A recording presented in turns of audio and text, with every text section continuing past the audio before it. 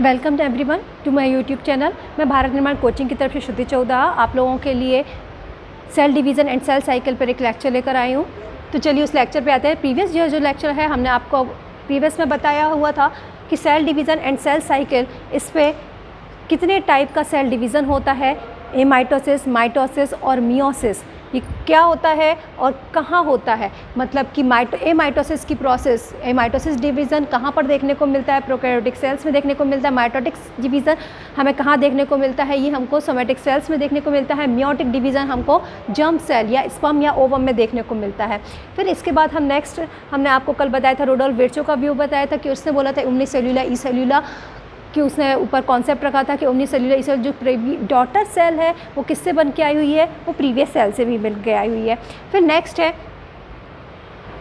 हमने आपको बताया था जो असूत्री विभाजन है, असूत्री विभाजन यदि हम अमीबा की बात कर रहे हैं तो बाइनरी फिजन के द्वारा, बडिंग के द्वारा हाइड्रा में, ये इस तरीके से एमाइटोसिस या फिर असूत्री विभाजन देखने को मिलता है। फिर हमने आपसे डिस्कस किया था क्रोमोसोम के स्ट्रक्चर किस तरीके से फॉर्म होते हैं। क्रोमोसोम के स्ट्रक्चर को फॉर्म करने के लिए हमने डीएनए के साथ कंबाइन होता है हिस्टोन प्रोटीन और बनाता है स्ट्रक्चर न्यूक्लियोसोम, और ये न्यूक्लियोसोम कंडेंस्ड होकर बनाते हैं क्रोमेटिन, और यही क्रोमेटिन स्ट्रक्चर फॉर्म करते हैं क्रोमोसोम्स को।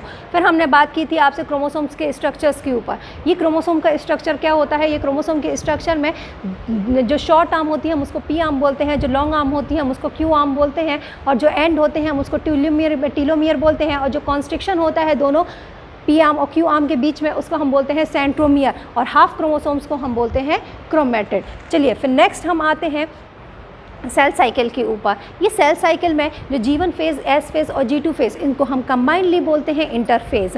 ये जो G1 फेज़ होती है, ये G1 फेज़ कितना टाइम सेल डिवीज़न, मतलब कोई भी सेल डिवीज़न के लिए तैयार होने के लिए जो भी टाइम स्पेंड कर रही है, सेल डिवीज़न को तैयार होने के लिए कि सेल डिवीज़न उसको करना है, तो डिवीज़न के लिए तैयार होने के लिए वो कितना टाइम स्पेंड करती है, वो मैक्सिमम टाइम होता है। जैसे कि आप पीएससी की तैयारी कर रहे हैं, एग्ज़ाम दे रहे हैं, तो पीएससी के सिलेबस को समझने के लिए आप उसमें पहले टाइम स्ट्रैटेजी बनाएंगे, टाइम स्पेंड करेंगे, उसके लिए अपने आप को तैयार करेंगे जिसमें सबसे ज़्यादा टाइम स्पेंड होता है कि आपको उसकी प्रिपरेशन करनी होती है। उसमें एग्ज़ाम तो एक दिन का होता है, सेम वैसे ही जो डिवीज़न होता है वो एक दिन का होगा, 1 घंटे का होगा, ठीक है। लेकिन जो 24 घंटे में से जो 23 घंटे होते हैं वो इंटरफेज़ में चले जाते हैं। Interphase in the sense G1 phase, S phase and the G2 phase. G1 phase में सेल जो है 6 to 12 आवर्स टाइम स्पेंड करती है, S फेज़ में 6 to 8 आवर टाइम स्पेंड करती है, और G2 फेज़ में 3 to 4 आवर टाइम स्पेंड करती है। इन द G1 फेज़, अब इस G1 फेज़ में क्या होता है, G1 फेज़ में जो भी सेल है यदि उसमें आरएनए और प्रोटीन की सिंथेसिस इसी में देखने को मिलती है इस G1 फेज़ में, कि आरएनए क्योंकि हमको जब सेल डिवीज़न कराना है तो हमको हिस्टोन प्रोटीन्स चाहिए है, हमको क्रोमेटिड्स के फॉर्म करने हैं, तो हमको आरएनए और प्रोटीन का फॉर्मेशन करना होगा।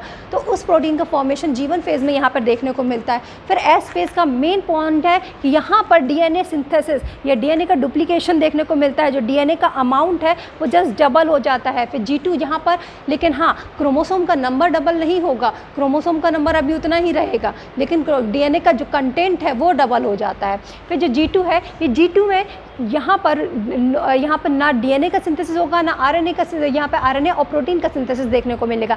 फिर M फेज़, यहाँ पर न्यूक्लियर का डिवीज़न होगा, सेल का डिवीज़न होगा, और जिससे कि 2 नई डॉटर सेल्स बनेंगी। अब इन सभी में आपको ये लाइंस दिख रही होंगी, ये होते हैं check points. Check point in the sense कि यहाँ पर यदि मान लो कोई सेल, यदि उसमें कुछ भी check points in the sense कि यदि मान लो न्यूट्रिएंट्स नहीं है या ग्रोथ फैक्टर्स अफेक्ट कर रहे हैं या उसका डीएनए डैमेज हो गया है, तो वो जो सेल है वो आगे जो प्रोग्रेस नहीं करेगी साइकिल में। ये सेल जो साइकिल चल रही है इस तरीके से सेल का साइकिल चलता रहेगा। लेकिन यदि मान लो उसका न्यूट्रिएंट्स नहीं है प्रॉपर, कि वो डिवीज़न के लिए प्रॉपर अभी रेडी नहीं है, यदि उसमें ग्रोथ फैक्टर्स नहीं है या डीएनए उसमें डैमेज हो गए हैं या उसमें कुछ म्यूटेशन देखने को मिल रहे हैं जो कि कैंसर कॉजिंग भी हो सकते हैं, तो सेल है वो G0 रेस्टिंग स्टेज में चली जाती है। इसको बोलते हैं चेक पॉइंट। ये चेक पॉइंट यहाँ पे देखिए G1 चेक पॉइंट है, फिर इसके बाद आपका यहाँ पर G1S चेक पॉइंट होता है, G2 चेक पॉइंट्स है, और मेटाफेजिक चेक पॉइंट्स होते हैं। फिर नेक्स्ट हम आते हैं जो समसूत्री विभाजन होता है, तो समसूत्री विभाजन को सबसे पहले फ्लेमिंग ने 1879 में सबसे पहले बताया था और उसने ही नाम दिया था माइटोसिस। ये माइटोसिस कहाँ होता है? ये सोमेटिक सेल्स में होता है। इसमें जो नंबर ऑफ क्रोमोसोम समसूत्री से आपको समझ में आ रहा है कि जो गुणसूत्र या क्रोमोसोम के नंबर हैं वो सेम ही रहेंगे। तो जो गुणसूत्र के नंबर है यदि 46 हैं तो 46 ही रहेंगे। यदि हम अपनी यहाँ पर भी कोई एक सेल को लेंगे तो यदि उसमें डिवीज़न हो भी रहा होगा तो भी डिवीज़न हो गया होगा तो भी उसमें 46 क्रोमोसोम्स ही रहेंगे, उसमें चेंज नहीं होंगे कि वो अभी कुछ कम या ज़्यादा क्रोमोसोम्स होंगे। फिर नेक्स्ट है ये घाव भरने का कार्य करती है या कटे फटे अंगों की मरम्मत करने का कार्य करती है। फिर जो समसूत्री विभाजन है इसके जो स्टेप्स यदि हम देखें तो कौन कौन से स्टेप में ये प्रोसेस कंप्लीट होती है। इसके 5 स्टेप्स मेनली होते हैं जो आप कैरियोकाइनेसिस में पढ़ेंगे। 2 स्टेप होती है, कैरियोकाइनेसिस और साइटोकाइनेसिस, मीन्स केंद्रक विभाजन और सेल का विभाजन। ये केंद्रक का विभाजन और सेल का विभाजन। जो केंद्रक का विभाजन है ये 5 स्टेप से होकर निकलता है। फर्स्ट स्टेप होता है प्रोफेज, पूर्वावस्था। सेकेंड स्टेप है मेटाफेज या मध्यावस्था। थर्ड फेज है एनाफेज या पश्चावस्था या टीलोफेज या अंत्यावस्था। अब इन सभी स्टेप के बारे में आपको डिटेल में पढ़ना ज़रूरी है और इसके बारे में आपको पॉइंट नोट करने पड़ेंगे ताकि आप पीएससी मेंस में भी इसके बारे में आंसर राइटिंग प्रॉपर कर सकें। सबसे पहले हम आते हैं पूर्वावस्था या प्रोफेज के बारे में। ये प्रोफेज में क्या होता है, यहाँ पर कोशिका का वास्तविक विभाजन अभी यहाँ पे शुरू हो रहा होता है। यहाँ पर जो स्पिंडल फाइबर का फॉर्मेशन क्रोमोसोम्स को अलग करने के लिए क्योंकि हमको 2 सेल्स बनानी है तो जो न्यूक्लियस है वो भी डिवीज़न करेगा। न्यूक्लियस का हमको डिवीज़न कराना तो न्यूक्लियर मेम्ब्रेन को सबसे पहले हमको तोड़ना पड़ेगा। यहाँ पर जो न्यूक्लियर मेम्ब्रेन का डिसअपियरेंस सबसे पहले यहाँ पर स्टार्ट हो जाता है, न्यूक्लियर मेम्ब्रेन का डिसअपियर होने लगेगा। उसके साथ साथ जो लगे ऑर्गेनेल्स हैं जैसे एंडोप्लाज्मिक रेटिकुलम है, गोल्जी बॉडी है, वो भी डिसअपियर होने लगेंगे और फॉर्मेशन स्पिंडल फाइबर का फॉर्मेशन स्टार्ट हो जाएगा। और ये सबसे ज़्यादा लॉन्गेस्ट फेज़ होती है, सबसे बड़ी फेज़ होती है, ये लॉन्गेस्ट फेज़ होती है और formation condense to form mitotic chromosome. और यहाँ पे माइटोटिक क्रोमोसोम सब बनना स्टार्ट हो जाते हैं। यहाँ पे कंडेंसेशन देखने को मिलता है ये। और जो साइटोप्लाज्म होता है, साइटोप्लाज्म में जो सेंट्रोसोम होते हैं वो भी अब अलग अलग ध्रुवों या पोल्स की ओर जाने लगते हैं, अलग अलग डायरेक्शन में पोल्स की तरफ जाने के लिए तैयार होने लगते हैं।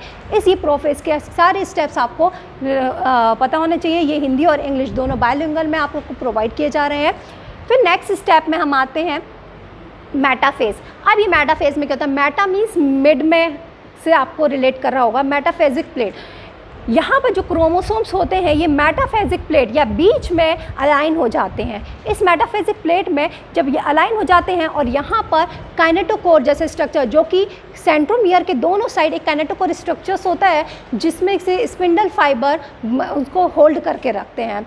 अब ये स्पिंडल फाइबर यहाँ पर काइनेटोकोर से अटैच हो जाते हैं, सेंट्रोमियर से निकल के काइनेटोकोर स्पिंडल फाइबर से निकलते हुए काइनेटोकोर से अटैच हो जाते हैं। और ये जो क्रोमोसोम है सारे मेटाफेजिक प्लेट पे ये देखिए एक सीक्वेंस से बीच में अरेंज हो गए हैं। फिर इसमें ये इस अवस्था में क्रोमोसोम मध्य में एक लाइन में व्यवस्थित हो जाते हैं जो मैंने आपको अभी बताया। इस अवस्था में आसानी से गिना जा सकता है और स्टडी के पॉइंट ऑफ व्यू से ये मेटाफेज स्टेज बहुत अच्छी है। यदि हमको कोई भी माइक्रोस्कोपिक स्टडी इसकी करनी है हमको सेल डिवीज़न की तो ये मेटाफेजिक प्लेट की हम स्टडी ज़रूर करते हैं। फिर नेक्स्ट है यहाँ पर सेंट्रोसोम के दोनों ध्रुवों पर पहुँच जाते हैं और तारक का स्पिंडल फाइबर से निकलने लगते हैं। फिर नेक्स्ट आती है स्टेज एनाफेज। ये एनाफेज स्टेज में क्या होता है, अब जो स्टेज होती है एनाफेज ये बहुत इंपॉर्टेंट है। इस एनाफेज स्टेज में क्या होता है, जो अब ये मेटाफिजिक प्लेट पे ये क्रोमोसोम्स अरेंज हो गए हैं तो यहाँ पर ये सेंट्रोमियर था, अभी आपने पढ़ा था एक सेंट्रोमियर, हमने आपको लास्ट स्लाइड में बताया हुआ था सेंट्रोमियर के बारे में। ये सेंट्रोमियर ये देखिए स्प्लिट हो गया, तो जैसे ये सेंट्रोमियर स्प्लिट हो जाता है, ये सेंट्रोमियर को हमको अब स्प्लिट करना है। अब इस टीलोफेज में आके हम सेंट्रोमियर को स्प्लिट करेंगे। हो गया क्या?